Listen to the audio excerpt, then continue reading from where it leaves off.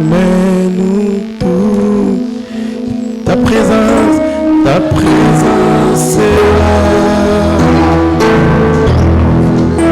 Ta main nous touche.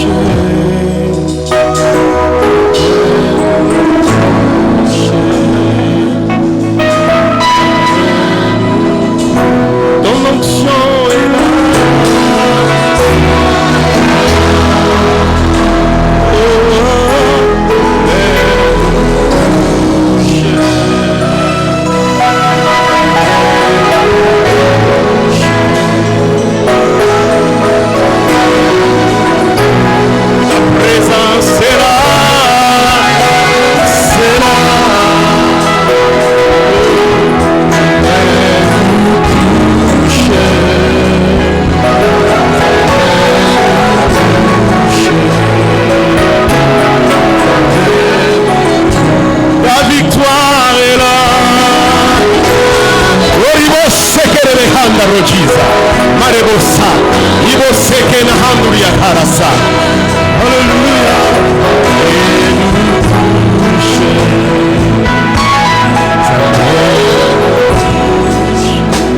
Seigneur, merci.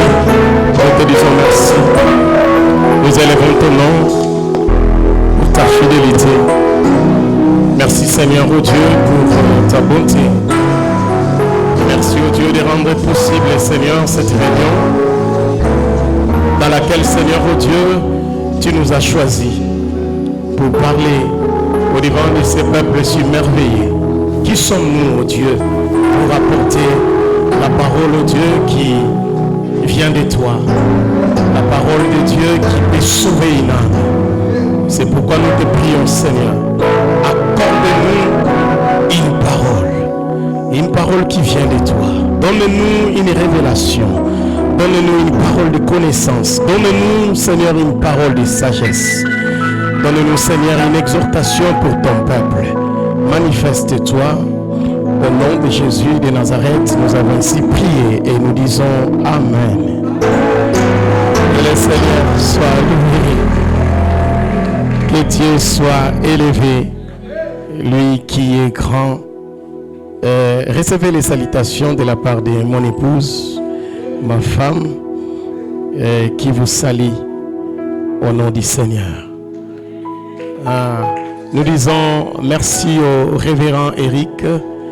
Et merci à toute l'organisation et aussi merci à l'Église pour nous faire confiance et nous donner l'occasion de servir au milieu de vous. Nous voulons lire la parole de Dieu, Ésaïe chapitre 43. Nous prenons les versets premiers, nous sautons et nous allons prendre les versets 18 et 19. Le thème de ce matin, nous voulons parler sur c'est tiré dans ces textes. Je vais faire une chose nouvelle. Oh, alléluia. Quelqu'un le reçoit déjà? Je vais faire une chose nouvelle. Lisons. J'ai avec moi la version Vie Nouvelle. Maintenant, voici ce que dit le Seigneur, celui qui t'a créé, Jacob, celui qui t'a façonné, Israël. N'aie pas peur, car je t'ai racheté, je t'ai appelé par ton nom, tu m'appartiens. Prenons le verset 18 à 19. Ne pensez plus aux premiers événements. Ne cherchez plus à comprendre. Ça, j'aime. Ne cherchez plus à comprendre ce qui est ancien. Je vais faire une chose nouvelle qui est déjà en germe. Ne la remarquerez-vous pas? Je vais tracer un chemin en plein désert et mettre des fleuves dans des endroits arides. Parole du Seigneur. Merci beaucoup. On peut acclamer le Seigneur. Que le Seigneur soit loué au milieu de nous. Bien-aimés, nous avons lu Ésaïe est en train d'exhorter les peuples. Il est en train d'exhorter les peuples. Il est en train de parler de la part du Seigneur. Il dit maintenant, voici, dit le Seigneur, celui qui t'a créé, Jacob. Quand il s'introduit dans ce chapitre en disant maintenant, c'est qu'il y a eu des événements qui ont précédé. Il y a eu des choses qui se sont accomplies avant. Et Dieu décide de changer des choses. Maintenant, voici ce que dit le Seigneur. C'est-à-dire le Seigneur avait dit autrefois. Le Seigneur avait annoncé des choses. Mais Dieu maintenant se décide de parler. Il dit, celui qui t'a créé Jacob. Pour dire à Israël, je te connais. Je suis à l'origine de ton existence. C'est ce que Dieu veut dire à quelqu'un ce matin. Dieu te connaît. C'est lui qui t'a créé. Je sais que tu as trop de fardeaux, tu as beaucoup de choses. Mais le Seigneur dit, je t'ai créé. Jacob, c'est lui qui t'a façonné, Israël. Et il dit à Israël, n'aie pas peur, car je t'ai racheté. Et je t'ai appelé par ton nom. Ça, c'est l'affection, c'est l'amour. Je te connais par ton nom. Même les prénoms, même les surnoms. Le Seigneur connaît que quand tu étais tout petit, il y avait des petits surnoms qu'on te donnait. D'autres te faisaient fâcher. Mais Dieu a la maîtrise de toutes ces choses. Je te connais, Jacob. Tu m'appartiens. Tu n'appartiens à personne d'autre. Et bien aimé,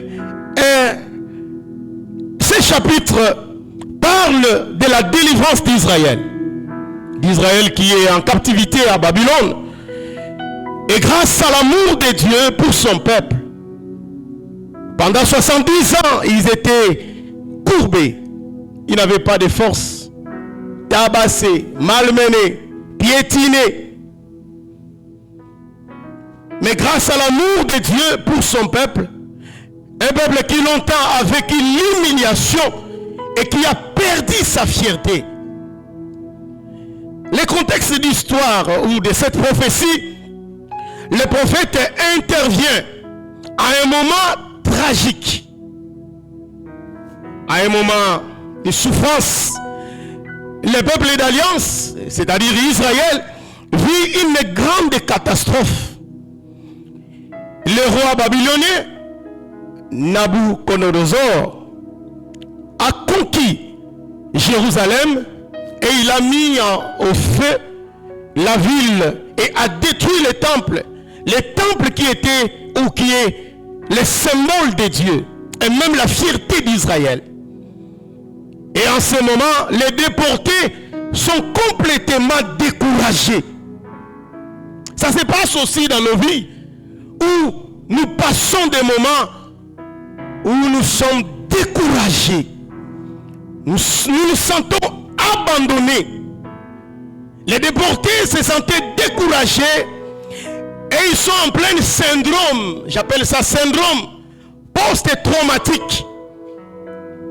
Et ils sont en deuil. Ils sont traumatisés. Et quand je parle de traumatisme, certains ont vécu de l'hypertension, de l'hypotension. Ils avaient des problèmes de sucre. Ils avaient des gastriques. Il y avait beaucoup de maladies compliquées jusqu'au somatique. Ils ont tout perdu. Ils ont perdu enfants. Ils ont perdu les biens. Ils ont perdu des maisons. Parce qu'à cette époque-là, le roi babylonien a tué tous les enfants du roi. Il a pris le roi et une grande partie du peuple les a déportés. Ils sont allés dans un pays inconnu, dans un pays lointain, dans un pays où il n'y avait pas d'espoir. Psaume 137, premier verset jusqu'au 4e verset. La Bible nous parle de quelque chose. La Bible nous dit, sur les bords du fleuve de Babylone, nous étions assis et nous pleurions en nous souvenant de Sion. Oh, alléluia. Le peuple était découragé. Comme c'était impossible de rentrer facilement chez eux, souvent ils allaient en face. Ils voyaient Israël, ils voyaient Jérusalem. Mais le fleuve les séparait de leur lieu d'habitude. Et sur les bords du fleuve de Babylone, il dit, nous étions assis et nous pleurions. En nous souvenant de Sion, en nous souvenant de Jérusalem. Et il dit au sol de la contrée, il y avait des arbres qui entouraient le fleuve. Nous avons suspendu nos harpes. Parce que ceux qui nous tabassaient nous disaient, chantez-nous un chant de Sion. Donnez-nous des louanges. Donnez-nous les chants de Sion. Et nous avons répondu en disant, comment chanterions-nous les chants de Sion sur un sol étranger? Bien, ça se passe dans la vie de quelqu'un ce matin, où il n'y a plus de louanges, plus d'adoration. Des fois on fait semblant. On fait semblant. On se dit non, je dois quand même paraître beau, belle. Mais au fond, nous souffrons, nous sommes découragés. On peut rouler carrosse, mais au fond, nous sommes malmenés, nous avons des problèmes. Et il répondait, nous ne pouvons pas chanter les chants de Sion. Nous avions suspendu nos harpes. Il y a des programmes dans ta vie qui sont entrés en suspense. Il y a des choses dans ta vie qui ont été suspendues.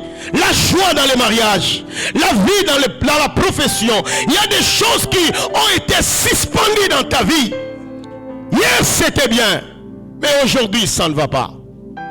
Hier encore c'était, les affaires marchaient, les affaires donnaient. Il y avait des richesses, il y avait la joie en famille. Mais lorsque le divorce est entré, vous ne pouvez plus maîtriser les enfants. Il y a des choses qui arrivent. Hier, les couples, c'était beau, c'était meilleur.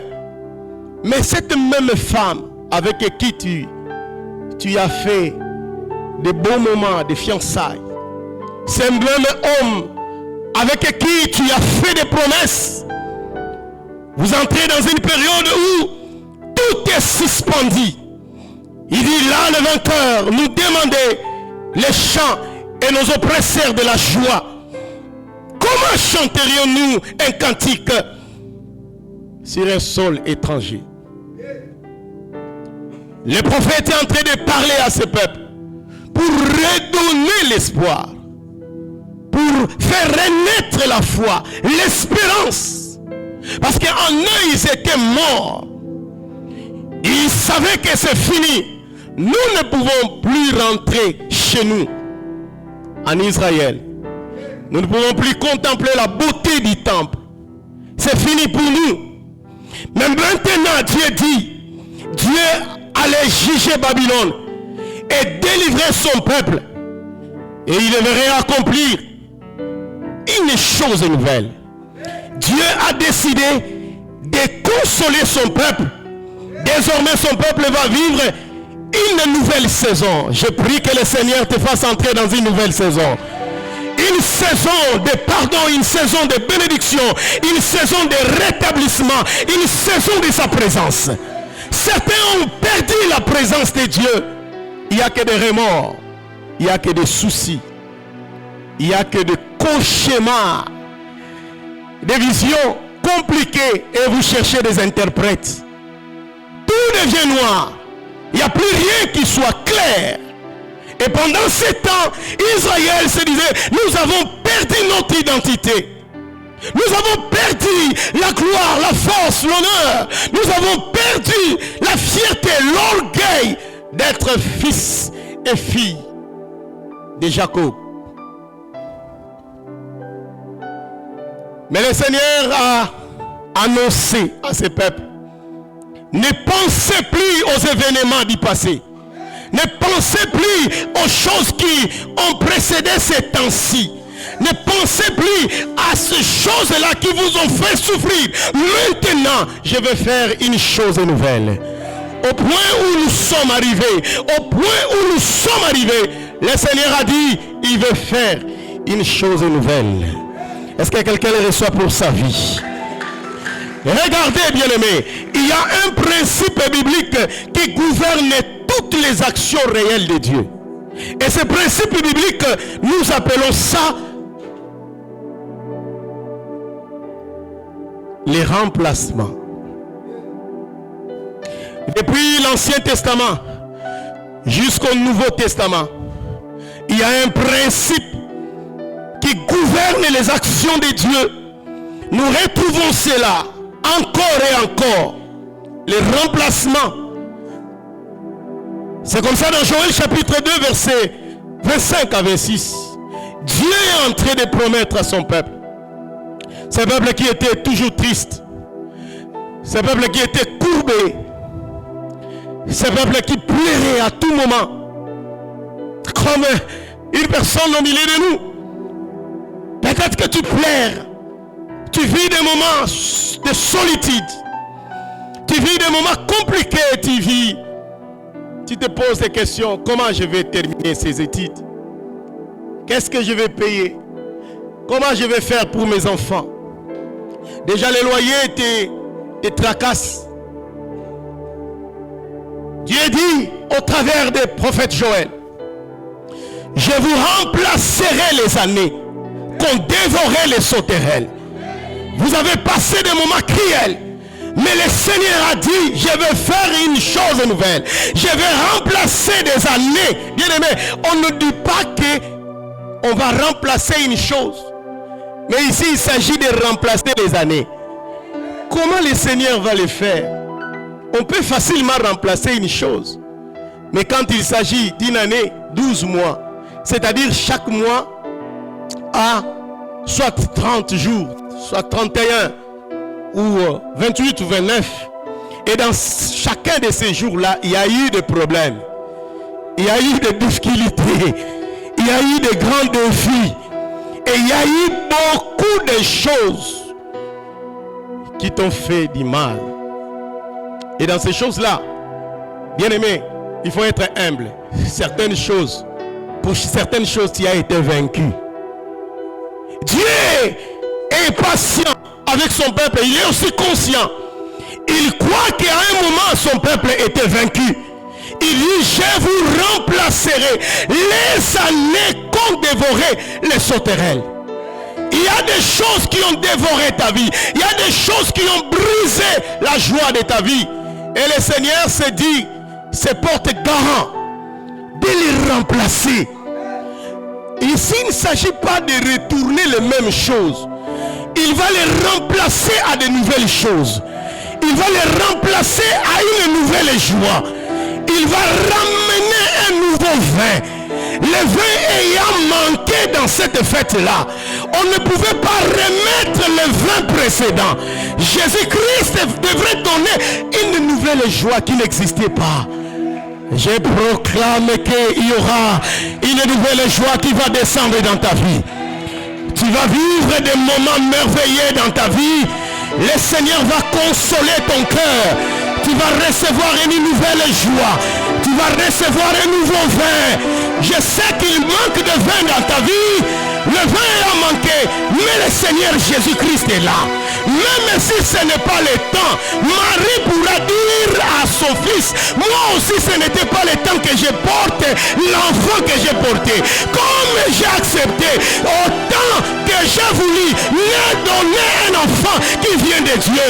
Mon fils, fais ce qu'il faut. Et il a dit au serviteur, fais ce qu'il vous dira. J'ai dit maintenant à quelqu'un, aujourd'hui, ce matin, bien-aimé, je ne sais pas qui va l'accomplir dans ta vie. Peut-être que ce seraient des anges. Peut-être que ce seront des hommes de bon cœur. Mais le Seigneur ordonnera qu'il te fasse du bien. Qu'il te fasse ce qu'il pourra faire pour réjouir ton cœur. Est-ce que quelqu'un peut dire Amen? Ces principes de remplacement, dans l'Ancien comme dans le Nouveau Testament, vous allez les remarquer beaucoup plus dans le livre de Samuel. J'aime ce livre. Moi, j'appelle ça un livre de remplacement, où Dieu choisit était avec Élie. Et quand Élie ne marchait plus bien avec son peuple, ses enfants, se me conduisait devant Dieu, le Seigneur a décidé de remplacer Samuel. À un moment aussi, les enfants de Samuel se me conduisaient. Et le peuple voulait un roi. Il a remplacé Samuel à Saoul. Peu après, un petit temps passé, Saoul ne va pas honorer Dieu. Dieu va remplacer un homme selon son cœur qui s'appelle David. David va faire la volonté de Dieu, mais il avait le sang entre ses mains. Il veut construire le temple. Dieu lui dit non, stop. J'ai choisi une autre personne pour faire ces choses. Ici, je vous donne seulement un tableau peint pour faire voir que Dieu, c'est un Dieu de remplacement. Alors, je donne une exhortation et un conseil à quelqu'un. Ce que tu fais, fais-le bien. Parce que si tu m'inconduis, Dieu prépare déjà une personne pour te remplacer. Dans un département où vous êtes en train de servir, ne servez pas Dieu avec l'impulsion d'orgueil. Parce que bientôt, il te remplacera. Ne servons pas le Seigneur avec beaucoup de mollesse, beaucoup de paresse, de négligence. Non, je chante mieux que tous. Viendra un jour quelqu'un qui va chanter mieux que toi. Pouvoir contre pouvoir. Et tu seras remplacé. Est-ce que quelqu'un peut dire gloire au Seigneur? Bien-aimé, Dieu ne commence pas une nouvelle chose dans nos vies, dans l'église, même quand nous lisons l'histoire. Dieu ne commence pas une nouvelle chose avant de s'être débarrassé de l'ancien. Le Seigneur fait toujours comme ça. Quand il veut commencer une nouvelle chose, il veut commencer un nouveau mouvement. Lisez l'histoire. Comment est-ce que la vie protestante est entrée? Il y a eu des révolutionnaires. Après un temps, il devait choisir une personne, Martin Luther, qui va venir. Et après un temps, il va encore choisir un autre. Après un temps, il va encore introduire une autre personne. À chaque période de la vie, le Seigneur introduit une chose nouvelle. Oh, alléluia. Une chose nouvelle. À chaque période de l'église, même pour l'église locale, le Seigneur introduit toujours des choses nouvelles. Cette église, telle que nous sommes, on peut se dire que nous sommes arrivés à la perfection, mais non, détrompez-vous. Lorsque ça existait, dans les années, je crois 2003, 2002, 2001, on priait dans une des salles là-bas. Moi, j'étais aussi parmi les frères qui priaient avec cette église. Dans une des salles là-bas. Personne n'avait ses rêves. Il y a des gens qui ont précédé. Les uns, Dieu les a rappelés. Et les autres, Dieu les a écartés. Mais toi, tu es là. Ne pensez pas que nous sommes stationnés. Ça, c'est une prophétie. Est-ce qu'il y a quelqu'un qui me comprend? À chaque période de la vie, Dieu introduit des choses nouvelles. Mais avant que cette chose nouvelle arrive, il doit se débarrasser de l'ancien. C'est comme ça que Jésus dit dans Matthieu chapitre 9, verset 17.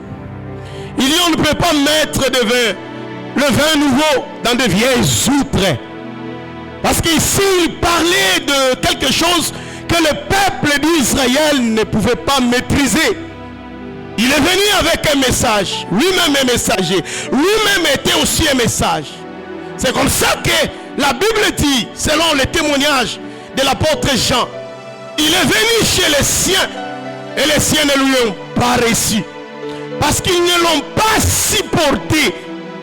Ils lui posaient des questions du genre: de quelle autorité tu prêches, tu fais ces choses, ces miracles? Et les uns disaient que non, ça nous l'avons jamais vécu. Je crois que ça c'est le diable. Tu es Belzéboul. Tu fais des choses par le pouvoir de Satan. Jésus des fois créait des polémiques. Oh, alléluia. Le monde a besoin des gens qui vont apporter un nouveau vent. Même l'église du Congo, même notre église ECC a besoin de personnes, des gens qui vont apporter un nouveau vent, un nouveau souffle. Parfois on se dit on est déjà arrivé. Tel diplôme, tel diplôme, tel diplôme. Nous sommes déjà arrivés au sommet.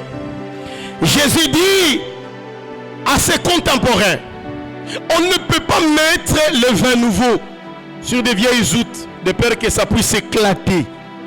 Il parlait du message qu'il a amené. Il parlait de la grâce. C'est pourquoi, bien-aimé, pour introduire une nouvelle alliance, Jésus-Christ devrait détruire l'ancienne alliance. Jésus-Christ devrait renverser les temples. Il a dit: détruisez ces temples et après 3 jours je les rebâtirai. Il parlait de son corps qui était l'image du rideau qui séparait les lieux saints et les lieux très saints. Parce que c'est lui qui connaissait ce qui est dans les lieux très saints et c'est lui qui connaissait aussi ce qui était dans les lieux saints. Il dit dans les Écritures: personne n'a jamais vu Dieu. Si c'est lui qui est venu de Dieu, c'est lui qui a vu Dieu, c'est lui qui connaissait Dieu, c'est lui aussi qui connaissait les hommes. C'est pourquoi on l'appelle Emmanuel. Il servait de rideau. Et ce jour-là, quand il a crié: tout est accompli, le rideau du temple s'est fendu et il y a eu accès. Nous pouvons voir Dieu, nous pouvons voir, excusez les termes, la nudité de Dieu. Nous pouvons remarquer ce que Dieu a déjà préparé pour nous. Hébreux chapitre 4, verset 12 à 16. La Bible dit: nous avons un souverain sacrificateur, Jésus-Christ, qui est parti devant Dieu pour donner les sacrifices avec son propre sang. Il a été tenté comme nous en toutes choses, mais il n'a point commis de péché. C'est le sacrificateur parfait. Lui, quand il entre, une fois pour toutes. Mais les autres sacrificateurs y entraient chaque année. D'abord, ils donnaient les sacrifices pour leurs propres péchés et les faisaient pour le peuple. Il dit: maintenant, nous avons un souverain sacrificateur. C'est lui qui veut introduire la chose nouvelle. C'est lui qui veut venir avec la consolation du peuple. Nous avons un sacrificateur qui est parti devant le Père avec son propre sang. Lui qui a été tenté, comme nous en toutes choses, mais sans commettre le péché. Alléluia. Verset 16. La Bible dit: approchons-nous donc. Approchez-vous donc du trône de la grâce pour obtenir miséricorde. Je sais que les temps ont été dits. Je sais que ça fracassait ton cœur. Tu as des cicatrices internes. Tu as des problèmes difficiles à expliquer. Et tu as maintenant des comportements extravertus et introvertus. Il y a des choses à l'intérieur. Il y a des choses à l'extérieur. Ça se voit dans ta manière de marcher, dans ta manière d'agir. Il y a des choses qui ont précédé ce temps. Mais Jésus-Christ nous ouvre la porte. Il nous dit: entrez, entrez, vous êtes libres. Le rideau du temple a été déjà déchiré. Vous pouvez voir le Seigneur. Vous pouvez parler au Seigneur. Vous pouvez expliquer vos problèmes à Dieu pour obtenir premièrement miséricorde. Réveillez-vous. Est-ce que quelqu'un peut dire Amen? La première des choses que le Seigneur nous donne pour vivre de meilleures choses, de nouvelles choses, nous devons obtenir de ce Dieu La miséricorde. Lorsque nous parlons de la miséricorde, bien aimé, c'est au-delà du pardon. La miséricorde, c'est-à-dire, ça a été déjà caduque, c'est fini. On a déjà clôturé les dossiers. On dit c'est fini, lui. Dans leur famille, personne ne peut se marier. Tout le monde peut étudier, peut avoir les emplois, mais pas les mariages, pas les enfants. Ils ne peuvent pas aller loin. Bien-aimé, tu ne sauras pas de toi-même sauver toute ta famille, mais toi, tu vas recevoir la miséricorde de Dieu. Oh, alléluia. La miséricorde. C'est vrai. On t'a dit que à cause de ce que tu as fait, tu ne peux pas vivre ça. Ça, c'est le témoignage des hommes. Ça, c'est ce que la science nous dit. On dit que tu as attrapé cette maladie. Il n'y a pas de médicaments. Mais bien aimé, je viens parler à quelqu'un. Tu peux encore recevoir la miséricorde de Dieu. Dieu est miséricordieux. Il fait grâce à qui il veut. Et la miséricorde de Dieu ne se calcule pas avec des équations, des intégrales. La miséricorde de Dieu, ça se calcule par ce que Christ a accompli. Il a ouvert les chemins. Il a ouvert la porte. Et nous pouvons entrer librement. Et il dit encore, vous allez recevoir la grâce.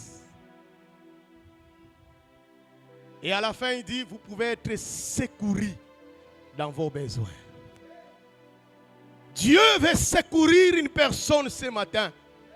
Le Seigneur veut donner la joie, secourir une femme, secourir. Lorsqu'on parle de secours, c'est comme David va crier, je lève mes yeux vers les montagnes. D'où me viendra le secours? Je me pose la question, comment je vais finir cette construction? Je me dis encore à moi-même, qu'est-ce qui va arriver avec ce problème qui nous est arrivé? Je me pose la question, comment je vais remporter ce procès dont je me sens déjà faible? Vous allez obtenir, recevoir les secours. Il dit, car les secours viennent de l'Éternel qui a fait les cieux et la terre. Est-ce qu'on est ensemble? On est ensemble vraiment, hein? Bien-aimés, Jésus-Christ nous a introduits. Et c'est très dangereux d'entrer dans des confusions. Il y a des messages, surtout ici dans mon pays, qui remettent notre foi, notre salut en cause. C'est pourquoi Paul était trop exigeant chez les Galates plus que chez les Corinthiens, où régnait l'immoralité sexuelle. Il dit aux Galates, qui vous a ensorcelé? Qui vous a détruit? Nana pesio kindoki.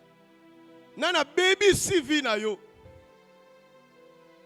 Il voulait encore embrasser un message, l'ancienne.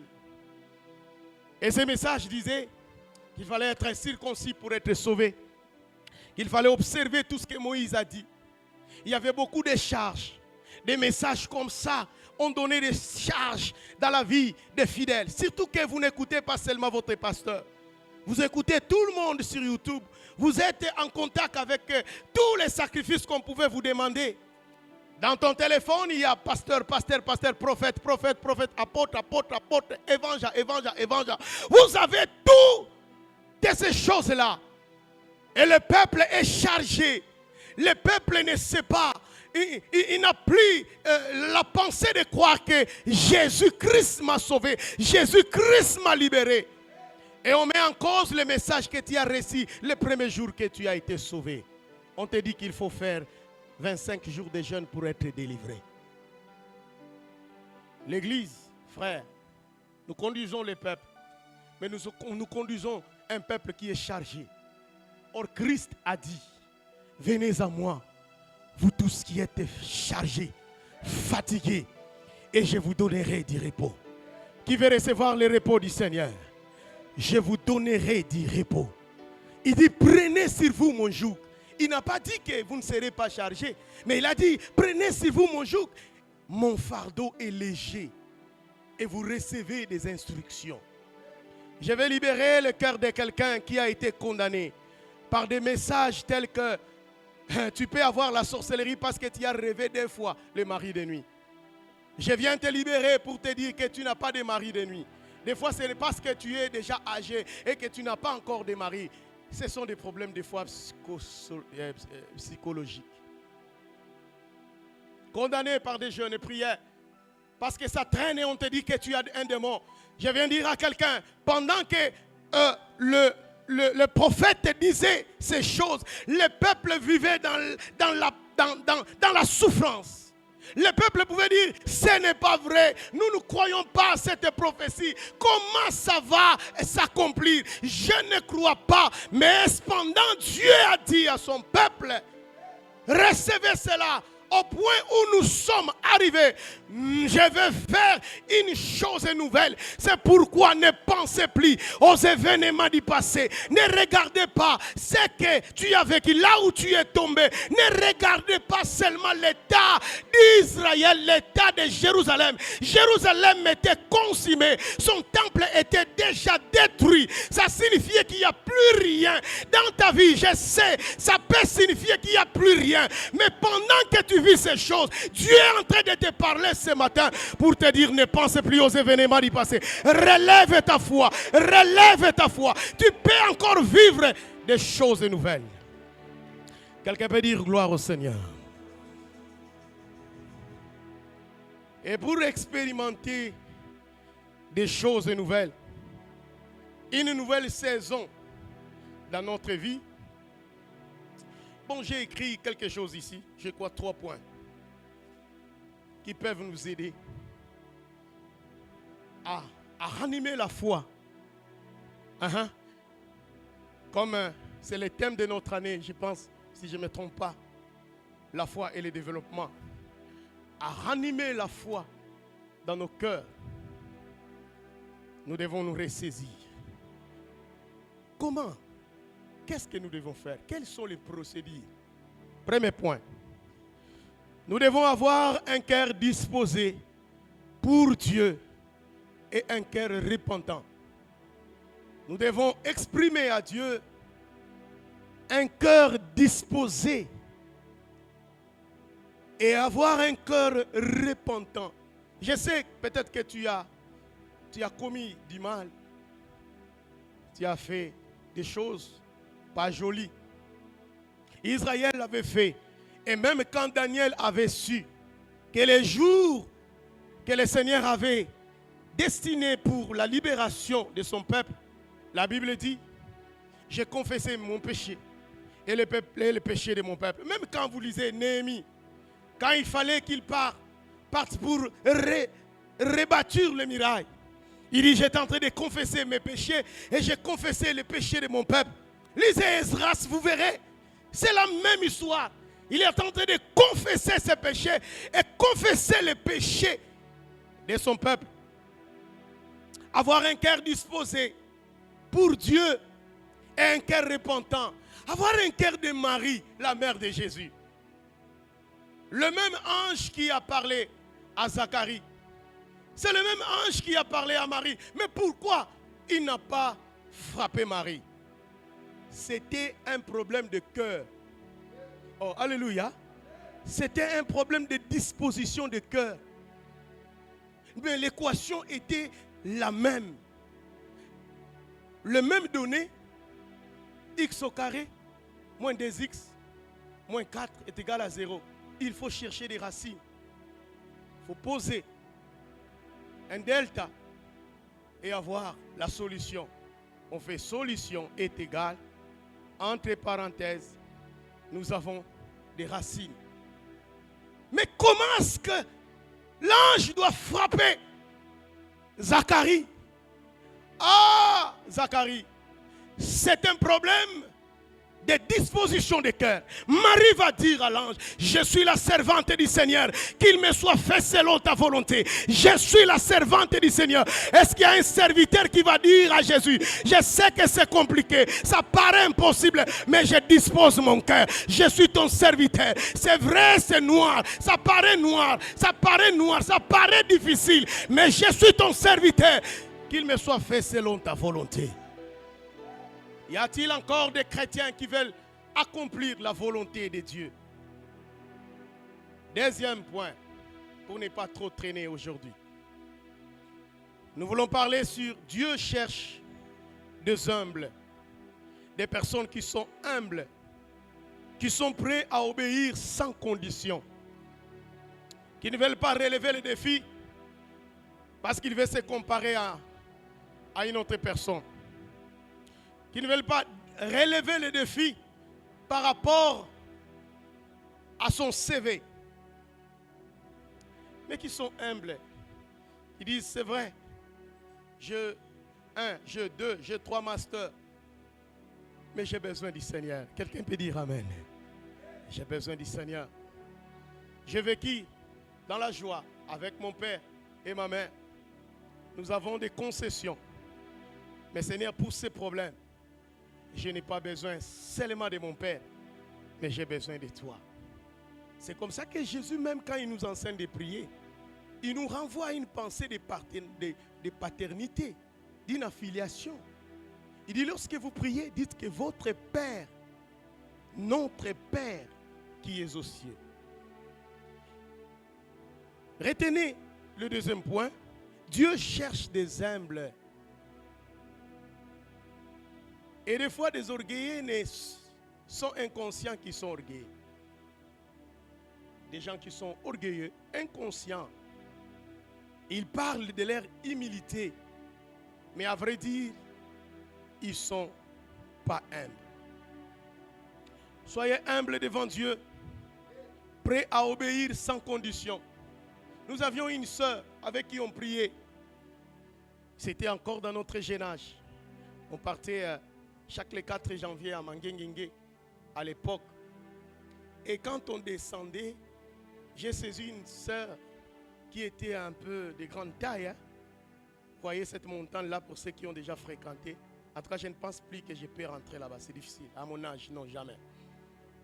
Et quand on descendait, la sœur l'a dit, cette fois-ci, si Dieu ne me donne pas un mari jusqu'au mois de décembre, je vais tomber enceinte.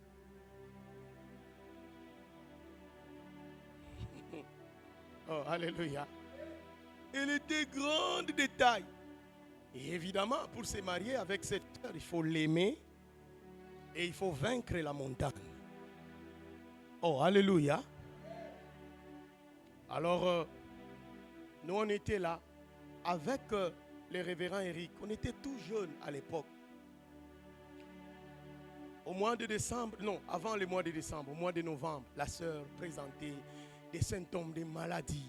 Des symptômes de maladie. On priait, on faisait même des nuits de prière.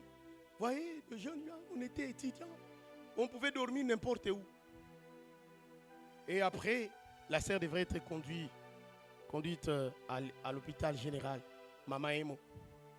Et le médecin nous dit, c'est une bonne nouvelle. Votre sœur est enceinte. Oh, alléluia. Et on était déçus de toutes les formes de prière, de ratatatatata qu'on a fait.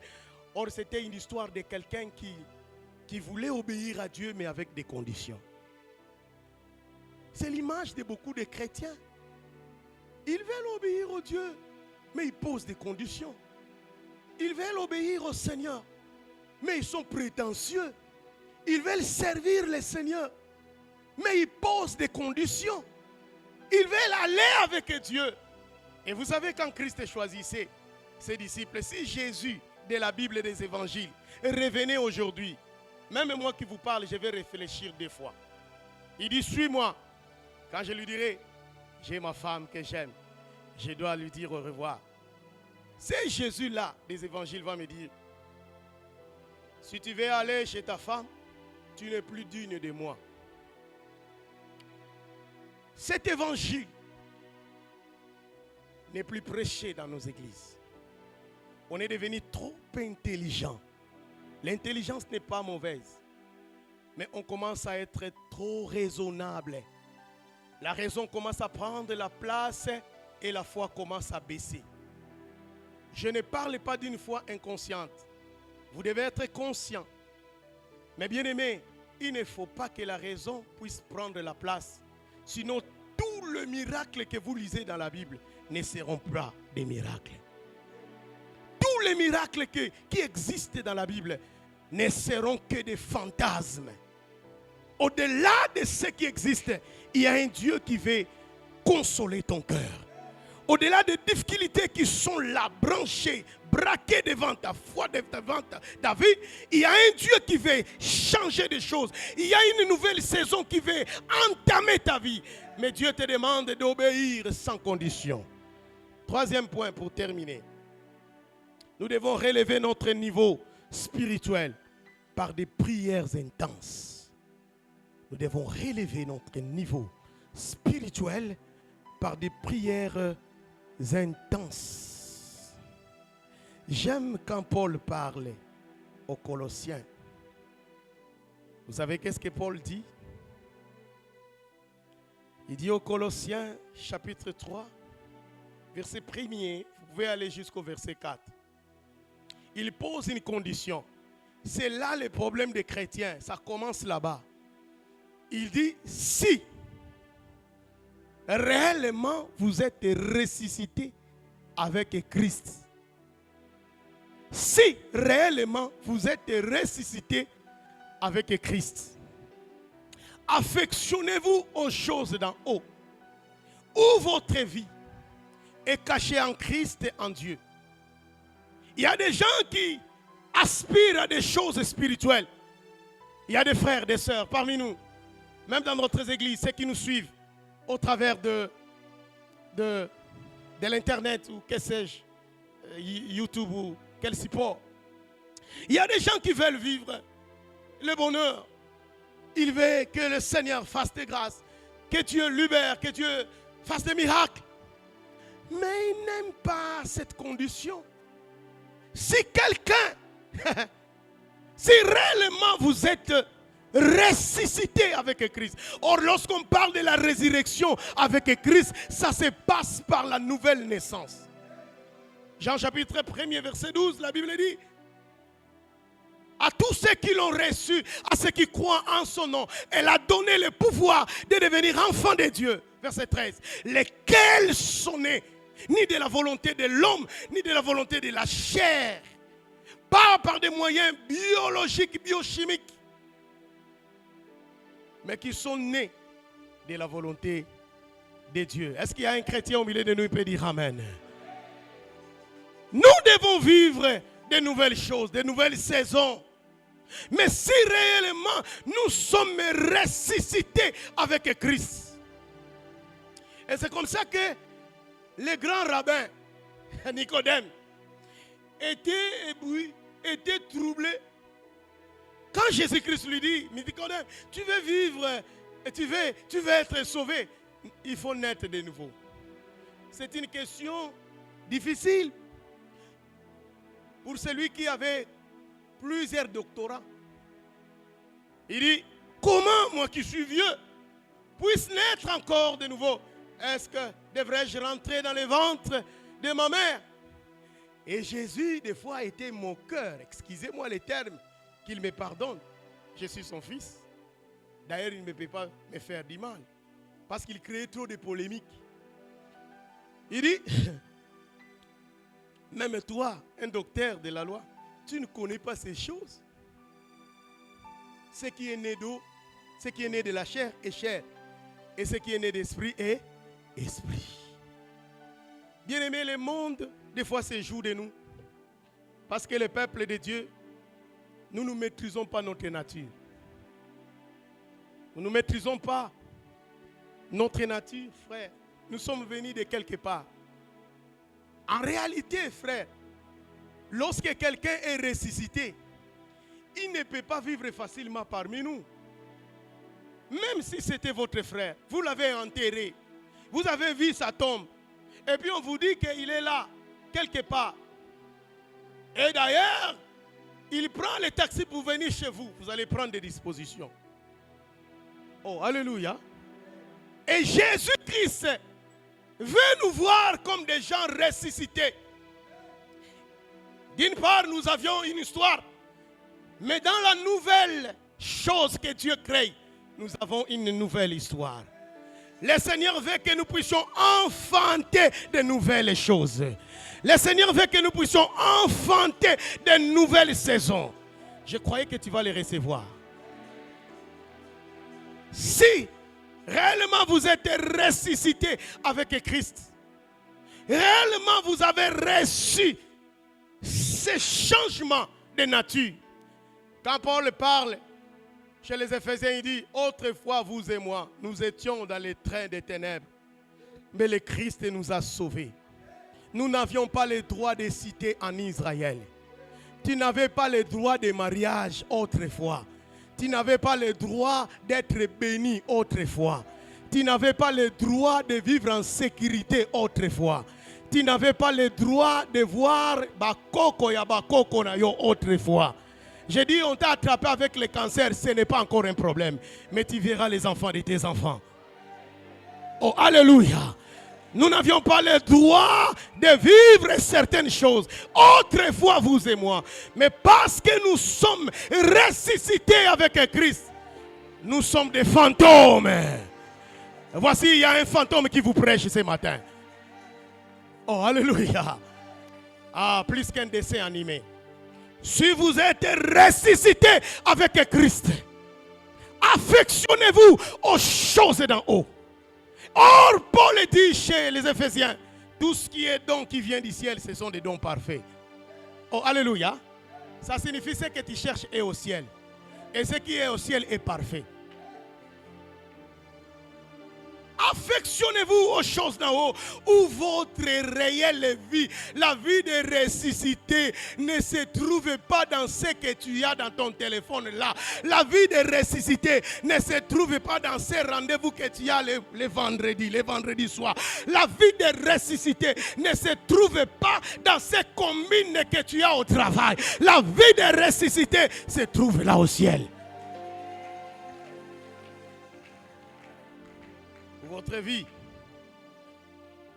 affectionnez-vous aux choses d'en haut et non à celles qui sont sur la terre, car vous êtes morts et votre vie est cachée en Christ. Et dans verset 4 on dit, quand Christ est votre vie. Regardez, si Jésus-Christ est notre vie, la maladie, oui, elle sera là, mais pas en permanence. Même si elle traînait, mais la guérison est possible. Même si la souffrance était là, conjuguée au temps présent, au temps futur simple. Mais il y a la voie du salut, la porte de vie, la porte de solution qui nous a été donnée.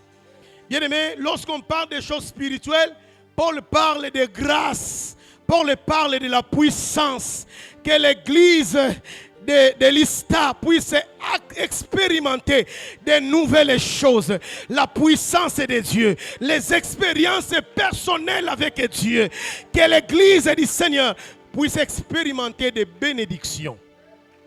Est-ce que quelqu'un peut dire bénédiction? Bien-aimé, mais pour vivre ces choses, le troisième point nous dit, nous devons relever notre niveau spirituel par des prières intenses. Bien-aimé, la prière, c'est un chant où tu dois s'aimer. C'est un chant qui peut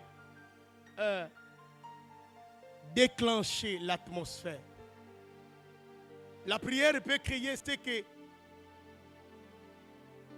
Bon, je ne vais pas me contredire parce que je suis trop biblique. Mais des fois, il faut chercher à coller ça dans la Bible. Parce que lui-même, Christ a dit, vous ferez des miracles. Et vous en ferez de plus grand nombre. Les miracles de Jésus, ceux qui sont cités dans les évangiles, ce ne sont pas des miracles. C'est-à-dire, ce n'est pas la conclusion de tous les miracles.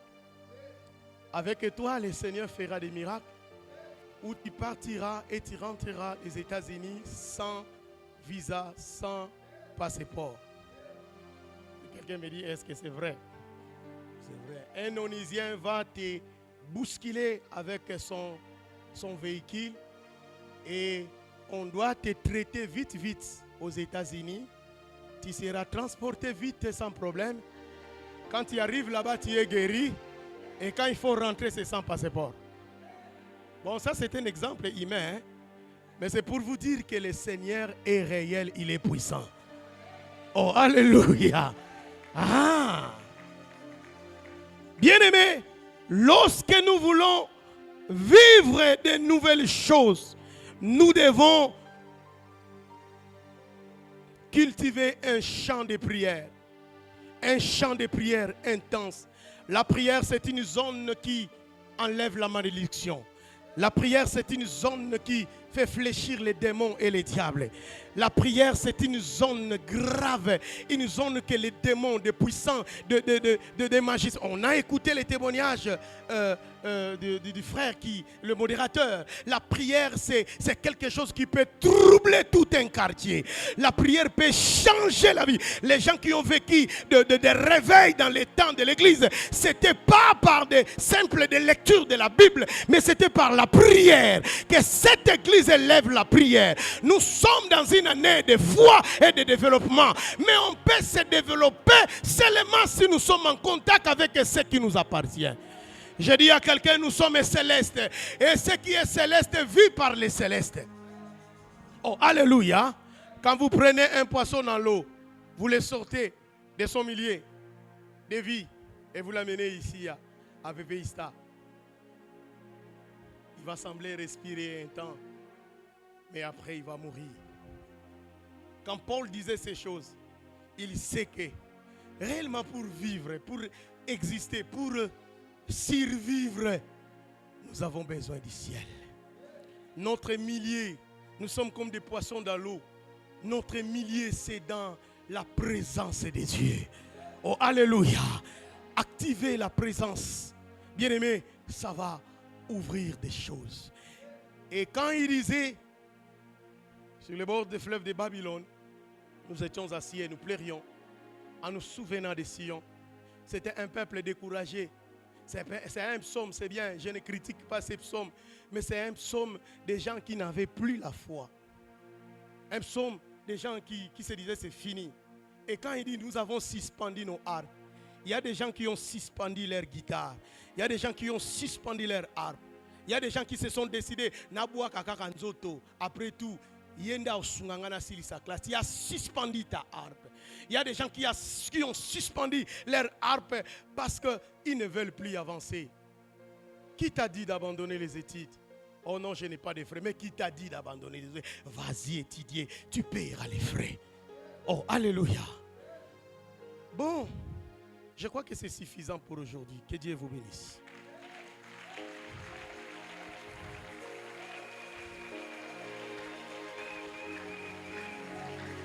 Quelqu'un est béni?